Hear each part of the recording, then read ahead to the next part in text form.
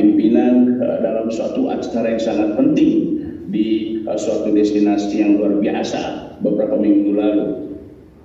Jadi ini artinya bahwa setelah 2 tahun ini memang perlu reskilling, perlu upskilling lagi SDM kita supaya bisa terbiasa lagi dengan pelayanan yang prima. Dan saya yakin Jawa Timur itu sudah siap dengan hal ini, dan beberapa acara penghargaan award yang sebagainya, dan kita lihat bahwa Jawa Timur ini memiliki destinasi pariwisata yang luar biasa, memiliki komitmen dari pemerintah daerah yang luar biasa.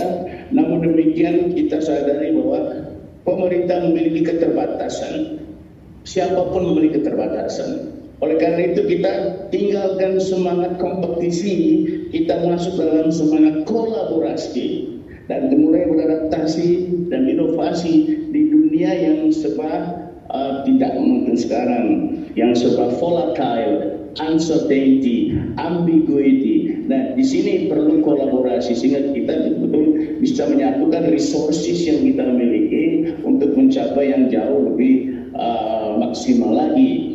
Okay. Menteri Pariwisata selalu mengatakan, if you go fast, you go alone. Okay. But if you go farther, you go together. Jadi betapa semangat kolaborasi ini penting untuk mencapai hasil yang jauh lebih maksimal. Dan juga perlu kita ingatkan juga terkait dengan digitalisasi. Ini juga suatu hal yang penting strategis dalam pengembangan pariwisata dan ekonomi kreatif ke depannya. Karena digitalisasi ini membuat kita akan semakin go global, semakin profesional, dan juga semakin maksimal dengan hasilnya.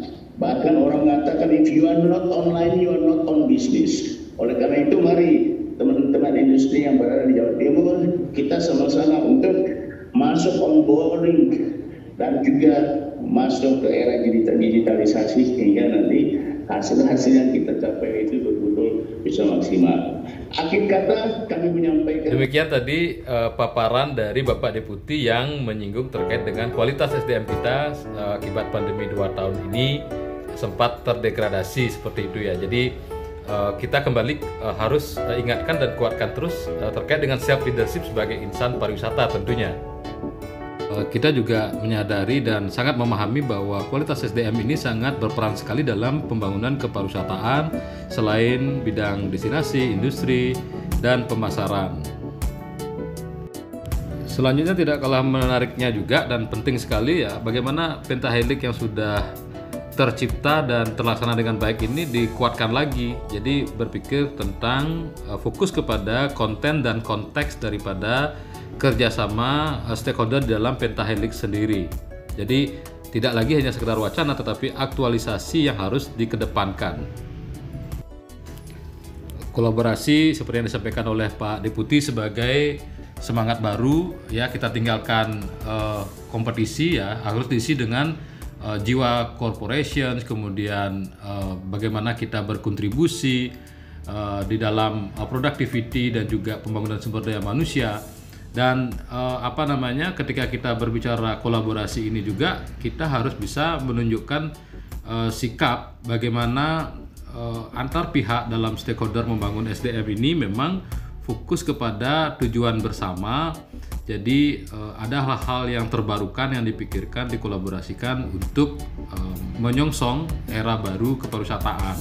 Dan yang menyangkut kolaborasi selain cooperation dan contribution juga adalah komitmen bersama, yaitu bagaimana bertanggung jawab tidak hanya sebagai pencetak SDM namun juga sebagai user. Kita juga harus terlibat selaku seorang industri di dalam pembangunan SDM. Jadi menarik sekali ya, SDM ini memegang peran sangat penting ini, terutama kita masuk di era 4.0 menuju Society 5.0 ini, digitalisasi. Memang seperti harapan Pak Deputi tadi itu harus bisa direspon dengan sebaik-baiknya. Khusus di pelayanan kita harus bisa mengkombinasikan high tech and high touch ini, yaitu adaptasi terhadap perkembangan teknologi semakin canggih dan pelayanan berkepribadian yang semakin prima. Jadi harus bisa diseimbangkan sebaik-baiknya, karena itulah sebenarnya bagian daripada respon terhadap customer behavior change.